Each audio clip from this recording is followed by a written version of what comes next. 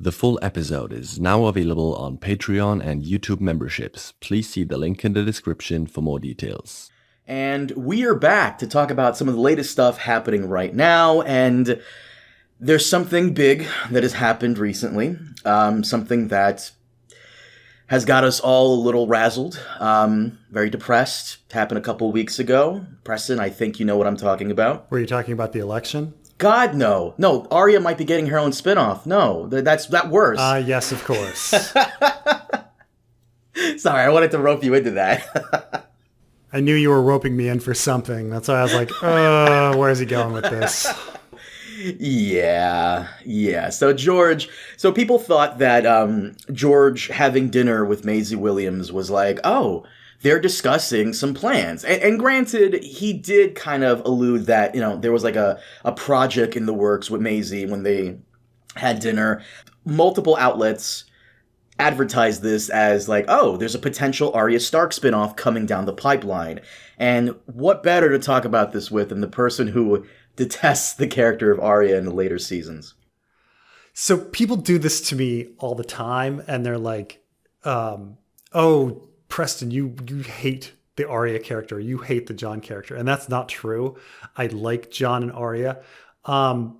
But I think specifically you're talking show Arya. Yes. Like show Arya, I'm not necessarily a big fan of.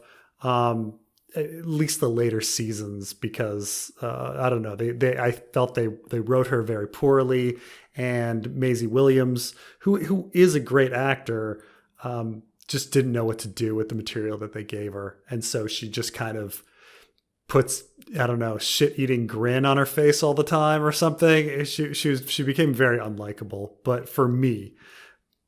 But I mean, I do like Arya in the first 4 seasons, and I do like book Arya quite a bit. It's just somehow like later seasons Arya's like just got on my nerves. But yeah, we mentioned that we were talking about whether or not what shows could be done in a sequel sense. And I kind of said, well, the only ones that really work are Jon and Arya. And then like a week later, they announced like that maybe, or people start talking that maybe there's an Arya series coming. So it wasn't really, like I said, it wasn't really an announcement. It was just George on his blog post, because George's blog post is like now news. Okay, anytime he fucking does anything, he recently announced that he might be joining Blue Sky, which he doesn't tweet already as it is. It's his minions doing it, but whatever. His minions do it. So it's like, yeah. And that became like headlines and stuff. Like, personally, I get annoyed whenever he puts out anything that's not related to an update on wins, because I just don't care. But whatever. Wait, you don't care about the Giants and the Jets? Are they going to the Super Bowl this year? No, right? You don't care about the latest Wildcards books coming out? I mean, I'm not in that. What was the percentage of people who read Wildcards on your poll? Was it like 5%? No, it was 1. Oh. It was 1%. I'm not the lucky 1%. I mean, and this is like people that are super fans of George R. Martin and Ice and Fire. Like, if any group would, specifically my fans are like into Thousand Worlds and other writings of George R. Martin, and even they were like, nah, 99, like only 1% was into Wildcards. But yeah. But yes, George's blog is, people are so desperate. It's just anything he writes, they're like, breaking news. To the Arya stuff, I would lead a riot in the streets if they announced an Arya spinoff, because that's the least interesting spinoff they could possibly do in the sequel era for Game of Thrones. It's so dumb, because her whole thing would be what's west of Westeros, right? Right, it would be her like going into new lands and meeting new people. What new lands? There's only like 3 little islands that Alyssa Farman named. They would invent lands. That's it. They would invent stuff. Well, that's the thing. That's all, we had a really good version of this in Fire and Blood with Alyssa Farman when she goes off to explore what is west of Westeros. And I thought that brief little mini saga in Fire and Blood was amazing. It was great. I don't think they could top it. Arya going off and exploring new lands. exploring shows that explore new lands are usually a hit or a miss, and I can't think of one off the top of my head. I'm sure someone in the audience will correct me. I can't think of one off the top of my head where someone exploring new things is always interesting. Round the world in 80 days. I don't know. Like going off and having like new, it's kind of like, I'm trying to think like the Adventures of Sinbad, kind of classic adventure kind of stuff but it's serialized. So Star Trek Voyager,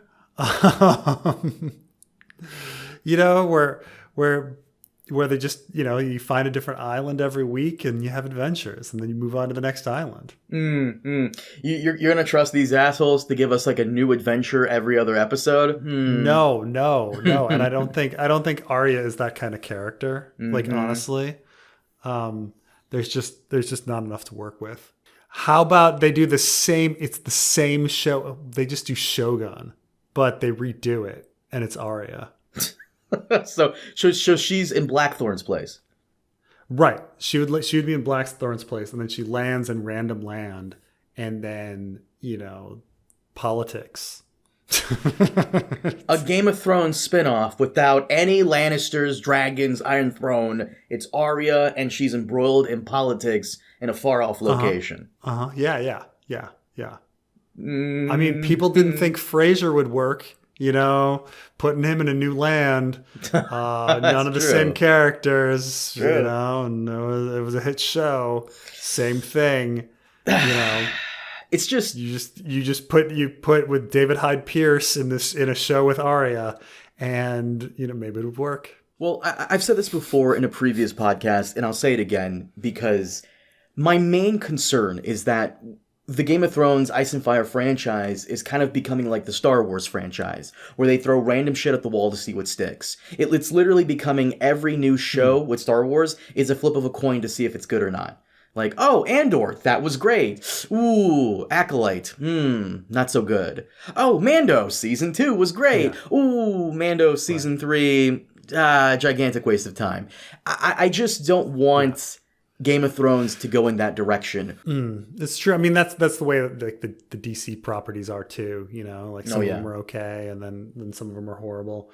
I know you want everything to be banger. I want them to take their time, work out all the kinks, give it enough money so we don't have to cut some episodes. I want everything coming down Game of Thrones to be quality, to have like the stamp of approval. The thing is, they've already failed because Game of Thrones later seasons was not quality. So, right, but going forward, I think we should rectify that. Mm-hmm. Yeah. I get it. Look, I don't think the Maisie Williams travel show would work. It's probably not going to go ahead. But if anything, if we're going to do a sequel series, anything. Oh, that reminds me. I wanted to also touch on one more thing before we move on. In the Lost Lands. You didn't read George's latest blog post? I saw with Mila Jovovich in the new movie and her husband and everything. But regarding Star Wars, and this does connect to Game of Thrones, Ice and Fire spinoffs, is I kind of feel bad for Star Wars casual fans who have no idea where any of these spinoffs take place in the timeline, right? Because you have The Bad Batch, which takes place between 3 and 4. And then you have Ahsoka, which takes place after 6. Yeah. And then you have Mando, also after 6. But then you have Acolyte that takes place 100 years before Episode 1, The Phantom Menace. And we're just all over the place with these spin-offs. And unless you're actually doing homework and going out of your way to like find out where everything takes place, you're going to be confused. And it's even worse when it comes to Ice and Fire. I also the what do you do if you're a casual and it's very obvious that the show is filled with a bunch of Easter eggs that you're not getting. That you're just sitting there going, Does I this mean I mean- have to like? Do I have to watch a YouTube video later about Yes. this? Yes. Like, do they just get that experience every time they watch something? Well, that's the beauty about doing your homework on YouTube, right? There's always some YouTube channel that explains the Easter eggs to you in case you don't know where it's from. Like if we're doing an adaptation of, Dune or Wheel of Time or Foundation or whatever else, there are YouTube channels out there that have done the research for you and can explain the Easter eggs for you. So I usually don't have a problem with that. I quite enjoy doing that homework. Well, you've been watching Dune as well, right? And you probably don't know all the Easter eggs in that. The movies, yes. I actually haven't seen the most recent Dune. We'll talk about that in a minute. Okay. But in regards to this, I feel like... But it's obvious, like when an Easter egg shows up, it's obvious that it's an Easter egg. It's just that you don't get it. Like like a viewer is smart enough to recognize when something is shoved in there. And then you're like, am I supposed to know about that? And then you kind of move on, but it's like jarring if you don't know, like the Easter egg is jarring whether you're familiar with the Easter egg or not. Like a watcher will pick up like, oh, I think they're trying to shove something in there.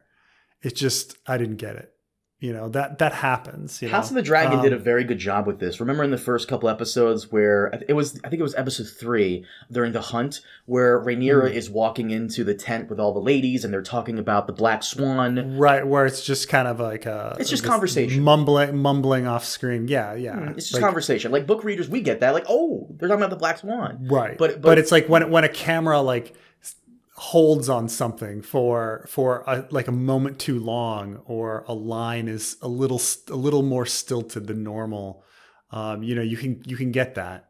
Like when Ed Sheeran appeared on Game of Thrones, I didn't know who Ed Sheeran, like what Ed Sheeran looked like at that time. I mean, I do now, but at that moment, I'd obviously these melodies were all familiar, and I'd heard the name, but I just didn't know what Ed Sheeran looked like. And in fact, this joke had appeared several times. I think in the Bridget Jones movie, they go up to Ed Sheeran and they're like, "Hey, can we get a picture?" And Ed Sheeran's like, "Sure." But what they meant was, can they get him to take a picture of them? They thought he was like a random dude. And he's like trying to get in the picture with them. And they're like, what are you doing? And he's like, and so there's like a scene. So it's like, I wasn't the only one. Like there was a moment, there was a time where Ed Sheeran's face was not recognizable because he's an average looking dude. He's a regular dude. Right. And so that moment where they like linger the camera on him for just a little too long, like I knew something was weird. I just didn't know what it was, So it's like, but that's what, like anyone watching Star Wars, that would be their experience. Like, oh, this is just, there's an Easter egg there. I just don't know what it is, Oh, there's another one. That was basically Rogue One for a lot of people, I'm sure. Yeah. But no, so that's my problem with Star Wars. And my problem here with Game of Thrones, because they want to do more spin-offs, is going to be, I feel bad for the casuals because they don't know where all of this takes place. For example, Game of Thrones takes the main Game of Thrones series, Ice and Fire, takes place 298 after Aegon's conquest. Then House of the Dragon takes place around 130 to 140 years before Game of Thrones.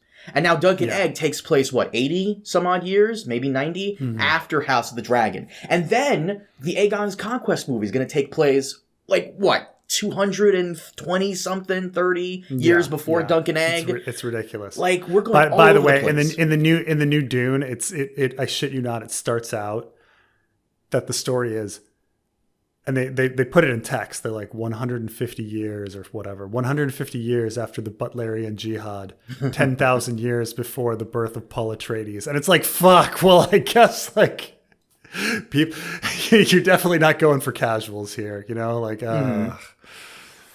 Okay. But this is my problem with these spin-offs is that it's going to be all over on the timeline. And I think HBO should go out of their way to have a website where it all just show us where the timeline. I think a lot of people do complain that why is entertainment homework? Why do I have to fucking do all this homework to fucking understand a story that you're supposed to be entertaining me with? Maybe because they can sleep easy at night knowing YouTubers like you and me will cover it. Yeah. And, I mean, it's great for us, Yeah. so we can have all our explain videos and shit. But like, yeah, it's just a story that people can understand. Nah. And to what you said earlier, not only is it homework, but it's also hand-holding. Because in the latest House of the Dragon thing, we know this is a prequel to Game of Thrones. You marketed it as such. We don't need to keep being kept reminded of how Game of Thrones ended with the White Walker prophecy and all that bullshit, and the visions and all that stuff. That's okay. Let House of the Dragon be its own thing like it was in Fire and Blood, but what are you going to do?